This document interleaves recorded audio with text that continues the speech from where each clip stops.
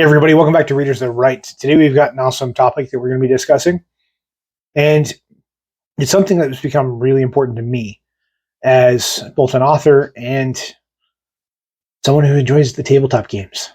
And that is why authors should play tabletop games and war games.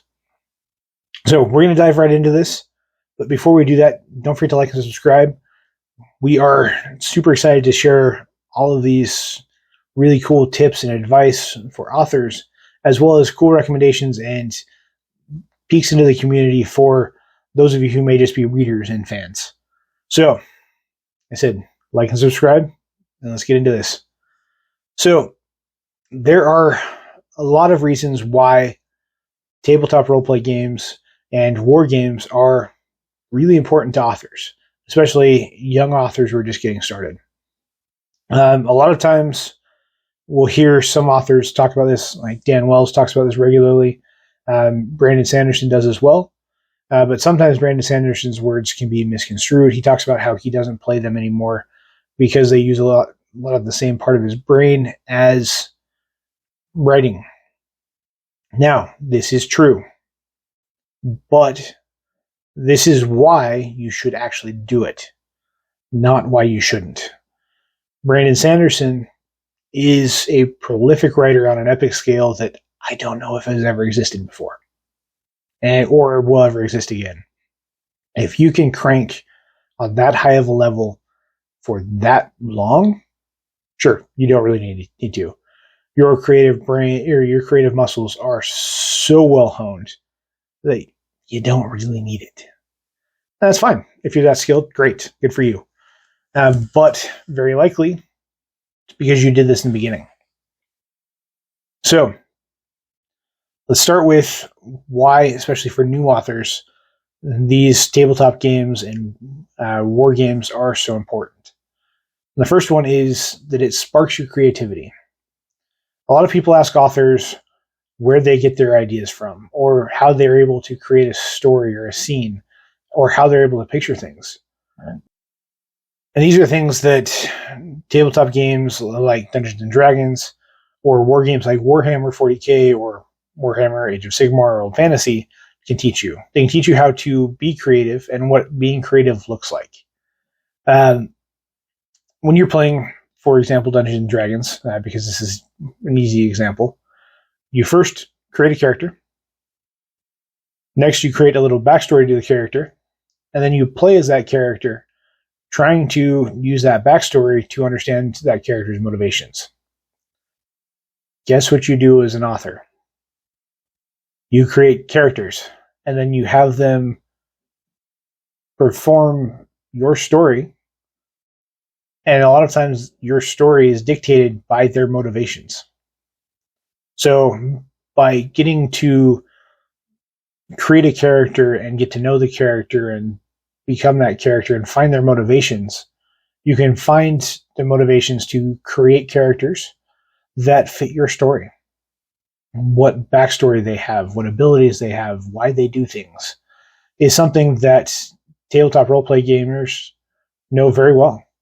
If you ever watch any episodes of Critical Role, or recently Tabletop Tactics has a D&D game going as well, you'll see that where the characters, or where the performers, I guess is the better term for it, the people who are playing the game will embody their character and do things the way the character will do it, not the way they do it. And it allows for that creativity to grow and to burgeon and to become more easily understandable, which is critical to an author, because understanding all of that will lead to better characters and character-driven stories.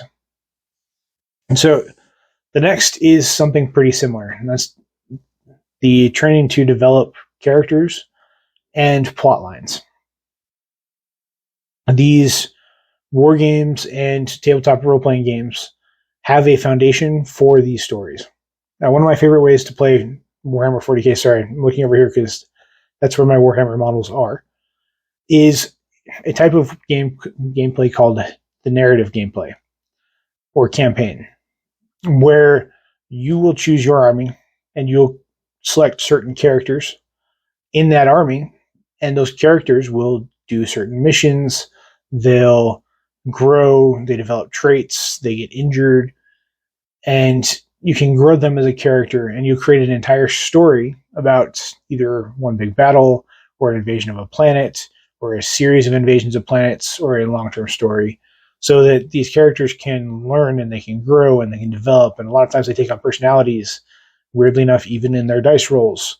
But these skills that you develop as a way to develop characters and the framework of what developing characters looks like will drastically help you as an author as well.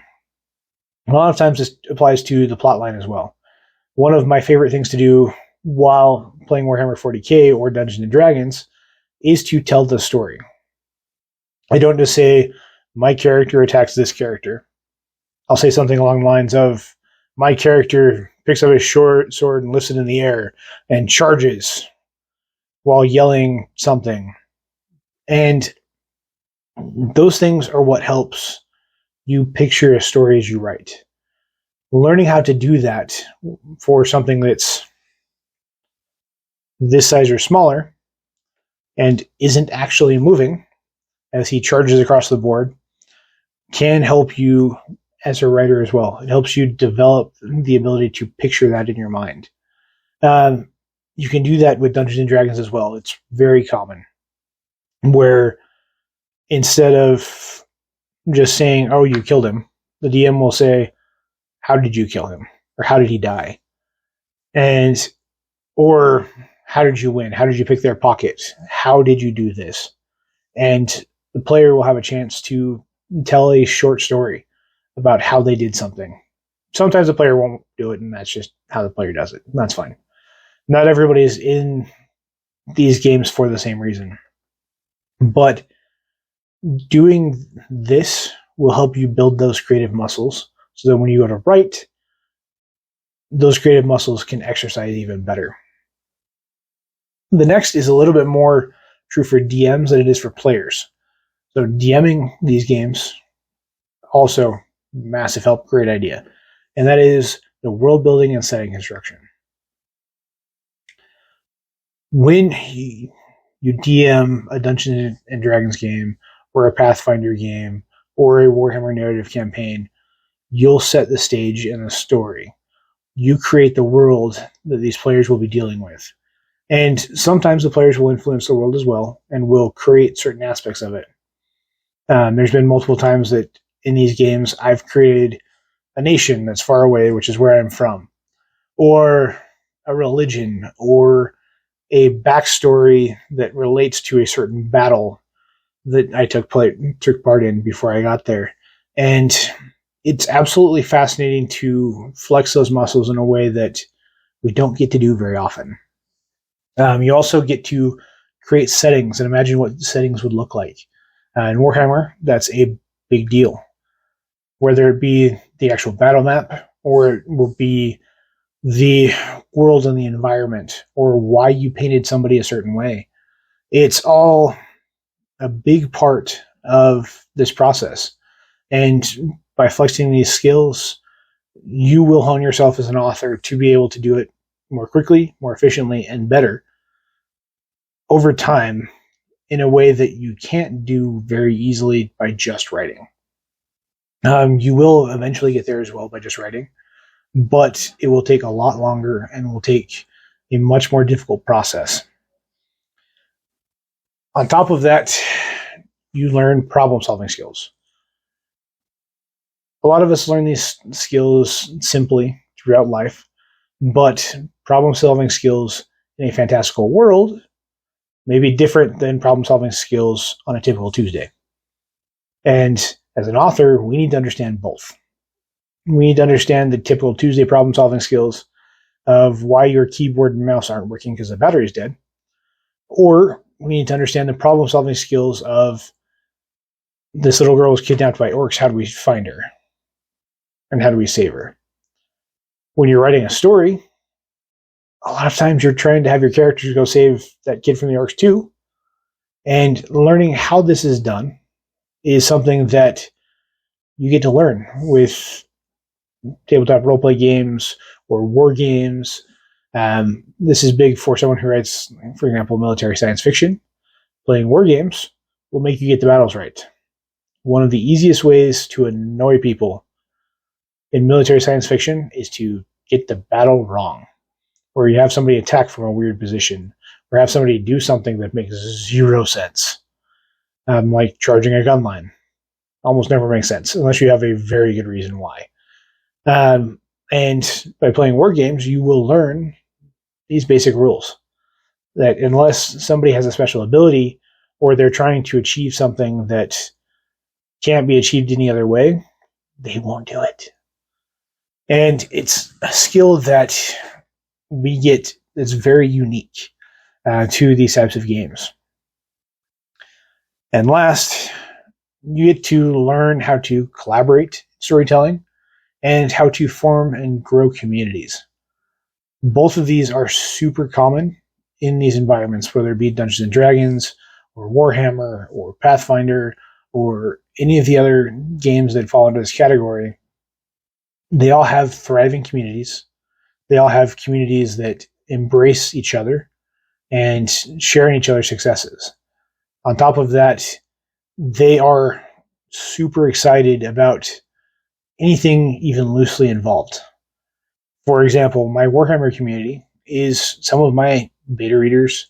They're oftentimes super excited about things I have going out and are some of the most active people on social media, sharing my book news while also hyping me up, asking about my writing and how things are going every time we go meet at one of the game stores or they come over to my house to play. And it's an amazing community to be involved in. On top of that, there are writing opportunities that show up in these communities often, and we get to be involved as well as writers. And having these doors open and these communities so loving and embracing of our skill sets is something that authors often struggle with. It's a very insular job most of the time. But having these communities and having these structures is something that will help increase your writing and help you grow as an author across the board. So there are a lot of other reasons why you should. And there's a few that why you shouldn't. It is a time sink. A game of Warhammer can take anywhere from an hour and a half to 3 hours. So it is a big commitment. There are sometimes financial commitments to having armies, or time commitments to DMing a big contest or situation, or a big game, or there are several distractions that come with it as well. But in my opinion, the rewards drastically outweigh the small issues with it. So as an author who's had success and felt all of these successes, I do deeply recommend tabletop roleplay games and war games to especially new authors. Hone those muscles and get those skills going. If you feel eventually that you can't do both, great.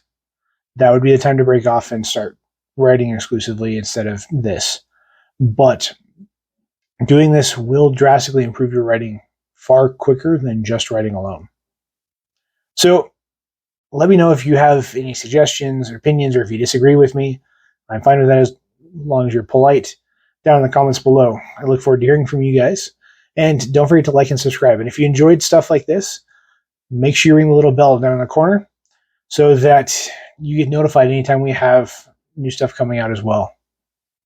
Thanks for joining us.